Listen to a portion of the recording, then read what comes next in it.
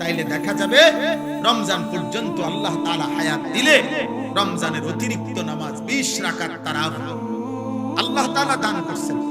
বান্দা আমি তোমার 20 রাকাত ফরজ ওয়াজিব প্রতিদিন নামাজ একজন মুসলমানের উপরে তারাবি মানে 5 ওয়াক্ত নামাজের মধ্যে ফরজ এবং ওয়াজিব মিলে ঠিক বরাবর 20 রাকাত আল্লাহ তাআলা রাসূলুল্লাহ সাল্লাল্লাহু আলাইহি সাল্লামের মাধ্যমে সাহাবায়ে কেরামের আমলে আমরা বিশুদ্ধ দলিল প্রমাণ সনদের আলোকে একথা প্রমাণিত 1450 বছরের আমল এটা প্রমাণিত যে এই 20 রাকাত তারাবি তাইলে 20 রাকাত ফরজ ওয়াজিব নামাজ আর 20 রাকাত তারাবি কেমনে আমি আগে বলি। এক নাম্বার হলো ফজরের নামাজের ফরজ 2 রাকাত কয় রাকাত, জোহরের ফরজ কয় রাকাত 6 রাকাত, আসরের ফরজ কয় রাকাত 10, মাগরিবের ফরজ কয় রাকাত 13 রাকাত, এশার ফরজ কয় রাকাত কত হলো 17, বিতরের ওয়াজিব নামাজ কয় রাকাত কত হলো নি 20 একবার বরাবর 20। আর হাদিসের মধ্যে আছে ফরজ এবং ওয়াজিব এই 2 নামাজে যদি কারো কোনো ঘাটতি হয় কমতি হয় এই সুন্নত এবং নফল দ্বারা সেই ঘাটতি আল্লাহ পূরণ করে দেন।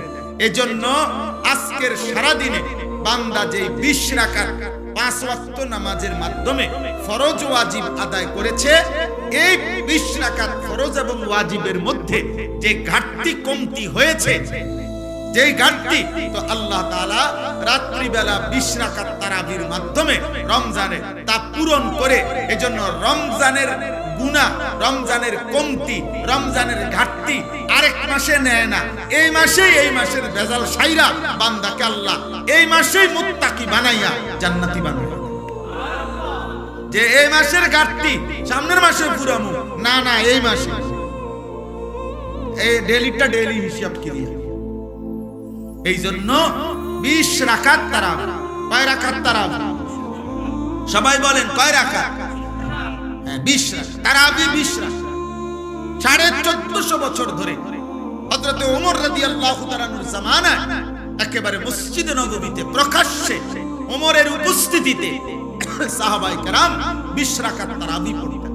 হযরত উবাই ইবনে কাব সাইয়্যিদুল কুররা সমস্ত সাহাবাদের মধ্যে যিনি আল্লাহর কোরআন সবচেয়ে সুন্দর পড়তেন উবাই ইবনে কাব উনি 20 রাকাত তারাবি হযরত ওমরের জামানা থেকে তিনি তারাবি পড়াইতেন মসজিদে নববীতে। সাহাবায়ে কেরাম 20 রাকাত তারাবি পড়তেন। 1450 বছর ধরে উম্মতের সংখ্যাগরিষ্ঠ উলামায়ে কেরাম 20 রাকাতই তারাবি সারা পৃথিবীতে পড়ে থাকেন। অতএব 20 রাকাতই তারাবি। এর চাইতে কম এর চাইতে বেশি যিনি বলে আপনার দায়িত্ব হলো উনার থেকে দলিল বুঝে নেওয়া, আমার দায়িত্ব। আমি মসজিদে আজকেও বলছি কেউ যদি বলে হুজুর অমুক হুজুরে আপনার কি ভুল বলছেন, তা আমার প্রশ্ন হলো আপনি উনি ভুল বলছেন এটা আমারে জিজ্ঞাবেন কেন? আমি ভুল বলছি কিনা এটা না আমার থেকে বুঝে নিবেন। কথা বুঝেন না? আপনারে উনারে আপনার হুজুর মনে হইলো তা আমি কি বাস স্টেশনে টিয়া উঠাই নাকি? তো আমি কি মুলা বেচে আইছি নাকি? তো তাইলে আমি বুঝব না আমারে আপনার হুজুর মনে হইলো না কেন? এই জন্য এটা কোনো কথা না, বরং 1450 বছরের ওলামায়ে কেরাম সংখ্যাগরিষ্ঠ ওলামাদের এটাই কথা যে তারাবি কয় রাকাত 20 রাকাত।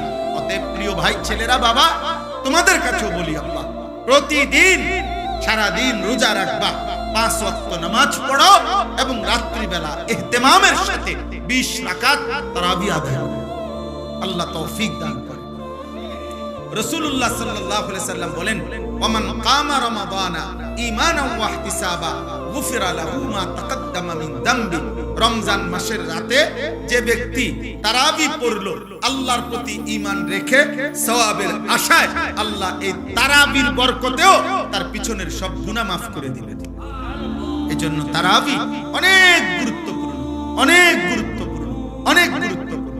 তারাবির নামাজের সাথে সাথে আল্লাহর কোরআন এক খতম কমপক্ষে তারাবির নামাজে পড়া শোনা এটা গুরুত্বপূর্ণ একটি সুন্নাত। এজন্য যুগ যুগ ধরে আল্লাহর কোরআনের তিলাওয়াত খতম আউলিয়ায়ে কেরাম বুজুর্গানে দ্বীন সাহাবা পরবর্তী জামানা থেকে উম্মতের উলামারা তারাবির নামাজের এই 20 রাকাতে ধারাবাহিক আল্লাহর কোরআনের খতম শুনতে থাকেন। আমাদেরও উচিত এদিকে যত্নবান হওয়া। আল্লাহ আমাদেরকে তৌফিক দান করেন। 3 নাম্বার ইফতার।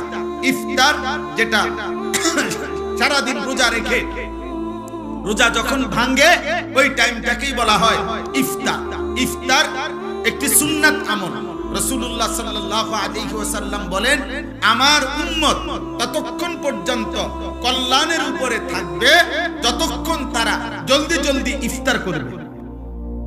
এজন্য ইফতারের সময় তাড়াতাড়ি ইফতার করা, মানে টাইম হলে দেরি না করা, এটা সুন্নাত। আর ইফতারের আগ মুহূর্তে দোয়ায় লেগে থাকা, এটা একটা গুরুত্বপূর্ণ সুন্নাত আমল, এবং এই সময়ের দোয়া আল্লাহ তাআলা কবুল করে। এজন্য মা বোনদের উচিত, আমাদের সমাজের সবচেয়ে বেশি গাফলতি হইল মহিলাদেরকে ইফতারের পূর্বের এই দোয়ার সুযোগ দেওয়া হয় না। হয় মহিলা নিজে সুযোগটা নেয় না, অথবা পুরুষরা তাকে দিতে চায় না। মানে ইফতারের আজান দিয়া ফেলছে, মহিলা তখনও হয় পেঁয়াজ, নয় আলুর চপ, নয় বেগুনি, নয় একটা না একটা কিছু ভাজতেই থাকে। আরে মা বোন, তো তোমার কি আখিরাত নাই?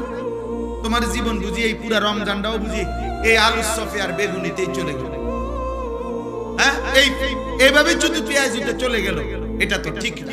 বরং ঘরের নারী পুরুষ, স্ত্রী কন্যা, ছেলে মেয়ে প্রত্যেকের উচিত ইফতারের 10 মিনিট আগে, 20 মিনিট আগে সমস্ত ব্যস্ততা ছেড়ে দিয়ে তাদের প্রত্যেকের উচিত এই সময়টা মনোযোগ দিয়ে দোয়ায় লেগে থাকা। মহিলারও দোয়া দরকার, পুরুষেরও দোয়া দরকার। আপনাদের কাছে পুরুষ যারা স্বামী, যাদের স্ত্রী আছে, যাদের কন্যা আছে, যাদের বোন আছে, মা আছে, আপনারা তাদেরকে গুরুত্ব দিয়ে অনুরোধ করবেন যে এই টাইমটা যেন তারা দোয়া করে ইফতারের আগে। মা বাচ্চাগুলোকে নিয়ে দোয়া করুন, স্বামী তার স্ত্রী এবং সন্তানদেরকে নিয়ে দোয়া করেন, স্ত্রী তার বাচ্চাগুলোকে নিয়ে দোয়া করেন। এইভাবে ঘরওয়ালারা নিজেরা দোয়ার অভ্যস্ত হন। আল্লাহ তাআলা বান্দার দোয়া ইফতারের পূর্ব মুহূর্তে কবুল করেন। 4 নাম্বার সাহারি, মানে শেষ রাত্রিতে খাবার খাওয়া। রাসূলুল্লাহ সাল্লাল্লাহু আলাইহি সাল্লাম বলেন, ইহুদিরাও রোজা রাখে, আমরা মুসলমানরাও রোজা রাখি, কিন্তু পার্থক্য হলো ইহুদিরা সাহারি খায় না আর আমরা সাহারি খাই। এজন্য সাহারি এটা ঈমান এবং কুফরের একটা চিহ্ন।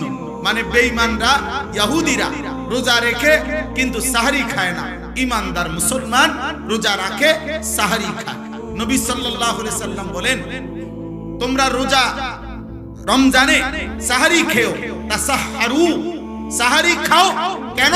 ফা ইন্না ফিস সাহুরে বারাকা, শুনে নাও যে নিশ্চয়ই সাহারির মধ্যে তোমাদের জন্য বরকত রয়েছে। তাহলে সাহারি শুধু খাবার না, সাহারি একটা ইবাদত। সাহারি একটা কি বলেন না? ইবাদত। ইফতার শুধু খাবার না, ইফতার একটা কি? ইবাদত। তাহলে কয়টা হলো? 4টা। রোজা, তারাবি, ইফতার, সাহারি। আর 5 নাম্বার হলো ইতিকাফ। রমজান মাসের শেষ দশকে, শেষ 10 দিন আল্লাহর ঘর মসজিদে ইতিকাফ করা।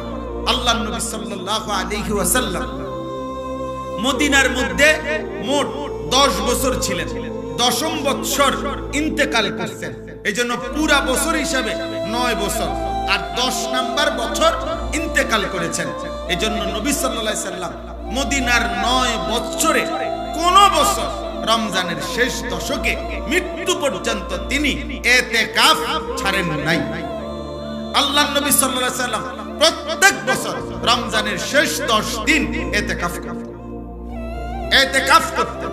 এর মধ্যে নবীজি সাল্লাল্লাহু আলাইহি সাল্লাম প্রথম বছর পুরা 1 মাস, ওই শার্টওয়ালা ভাই তুমি মোবাইল টিপো না, ওই ছেলে ভাইয়া তুমি বাইরে চলে যাও, ভাই তো হাসো না, ব্যাককলের মতো হাসো কেন?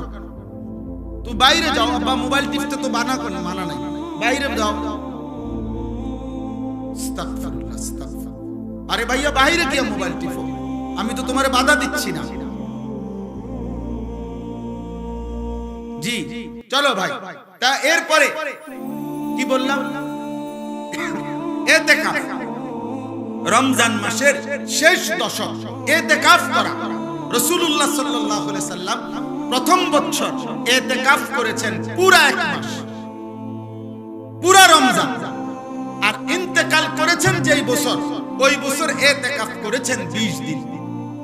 তাহলে কখনোই তিনি ইতিকাফ ছাড়ে নাই, আর বরঞ্চ 1 বছর ইতিকাফ করছে পুরা 1 মাস, আর শেষ বছর ইতিকাফ করছে 20 দিন। তাহলে ছেড়ে দিছে কোন বছর? কোন বছর ছাড়েন নাই কখনো তিনি।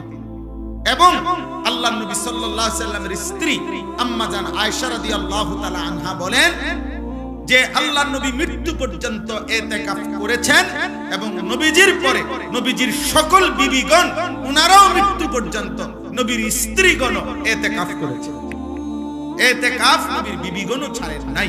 তাহলে যেটা এত গুরুত্বপূর্ণ, আমাদের সমাজে প্রচন্ড পরিমাণ গাফলত। নবীজি সাল্লাল্লাহু আলাইহি সাল্লামের ভালোবাসার দাবিদার অভাব নাই, কিন্তু আল্লাহর নবী কোনদিন মৃত্যু পর্যন্ত ইতিকাফ ছাড়ে নাই। আপনি আমি কোনদিন করি নাই, তাহলে নবীর সামনে দাঁড়াইবেন কেমন? তিনি যদি বলে যে উম্মত আমি কোনদিন ছাড়লাম না, তুমি কোনদিন করলা না, তো তুমি আমার লগে মহব্বতের কেমনে মিলল? এই জন্য একজন ইমানদার 2013 সালে আমার শায়েখ আল্লামা মুফতি মুশতাকুর নবী কাসেমি হুজুর আমারে বলছিলেন এই কথাইটা 13 সালে, আজ থেকে প্রায় কত 13 বছর আগে। তখন হুজুর আমারে বলছিলেন, মাওলানা নবী কখনো ইতিকাফ ছাড়ে নাই, আপনি কখনো ইতিকাফ, তখন বলছিল করেন নাই, কেমনে বলবেন? নবীজির সামনে কি জবাব দিবেন?